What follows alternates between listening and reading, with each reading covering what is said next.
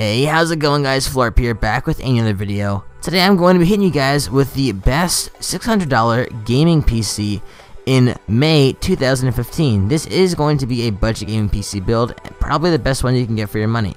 So with that being said, let's hop right into the video. The chip I picked out for our CPU is going to be the AMD FX 6300 3.5 GHz 6-core processor.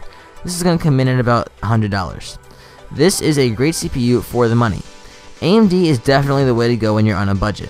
Now the 8350 and the 8320 are both powerful chips, however they are a bit too expensive for our build, and the 4300 is very cheap, however it is not quite powerful enough.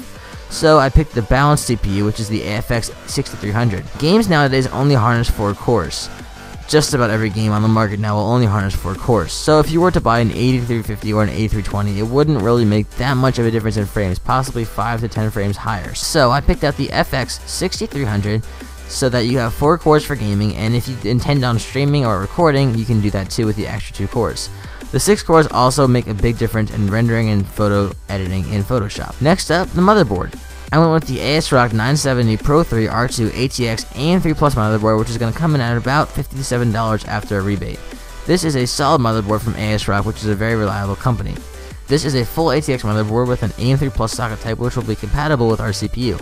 It has an AMD 970 chipset and 4 240-pin DIMM slots, with a max memory of 64 GB. It does have RAID support. It does not have onboard video, which is perfectly okay because when you are trying to game on a PC, you must buy a dedicated graphics card. It does have Crossfire support, however no SLI, which is okay because I went with an AMD video card, so if you did intend on buying a second card, you could run Crossfire. It does have 6 SATA 6 GB per second ports, 1 onboard Ethernet port, as well as onboard USB 3 headers. This, once again, is a very reliable board for the money and will get the job done. It should last you a very long time. Next up, the memory. I went with G.Skill Ripjaws X Series, 8 GB of RAM, 2 sticks of 4 GB of memory to harness dual channel DDR3. Now, I have 2 sticks of 4, so if you did intend on buying 2 more sticks of 4, you could upgrade to 16 GB in the future, which is way more than you need. 8 GB should do the job just fine, but if you did want to upgrade, you could do that as well. Previously, in my old builds, I would only be able to fit 4 gigs of RAM into the budget build because it was expensive. However, the price of RAM has been dropping, and this 8 GB of RAM is only going to come in at $53, so we can easily fit it into our budget. Next up, at the storage, we picked out the Western Digital Caviar Blue 1TB 3.5-inch 7200 RPM internal hard drive.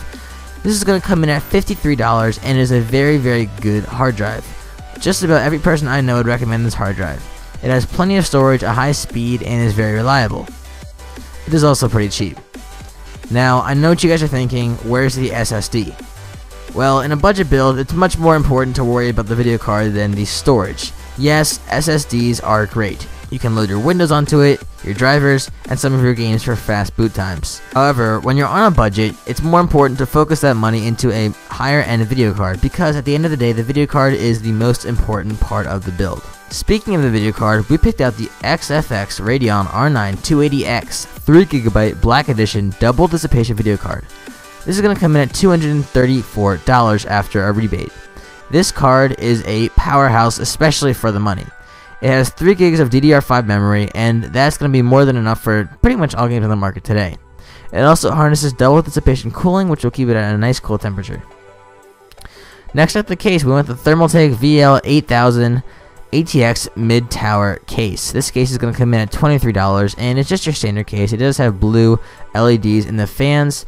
Nothing special. It's going to come in at about $23. I think I already said that.